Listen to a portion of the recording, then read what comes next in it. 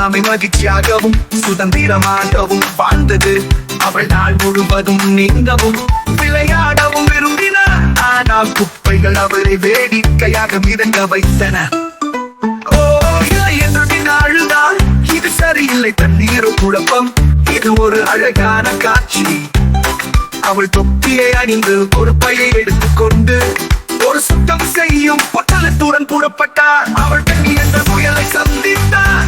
உயரமாக துள்ளி கூத்தித்தார். நீ சுத்தம் செய்ய உதவுவாயா? அவள் முயற்சித்தாள். குதித்து எடுப்போம் பெண்ணி மகிழ்ச்சியுடன் சொன்னார். விரைவில் ஒரு சலசலக்கும் தேனி அவர்களுடன் சேர்ந்தது.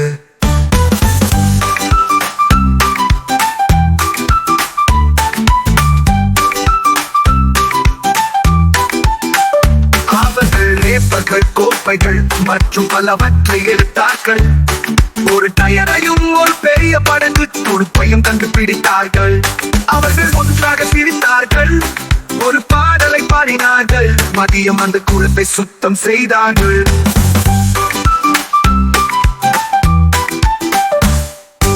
தண்ணீர் மின்னியது, நீரே என்றது. நாள் முடியும் போது குளம் புத்துணர்ச்சியுடன் தெரிந்தது. பீனா குழுப்பணி சிறப்பாக உள்ளது என்று மகிழ்ச்சியுடன் கூறினார். அதை சுத்தமாக வைத்திருப்போம், இது ஒருபோதும் தாமதமாகாது.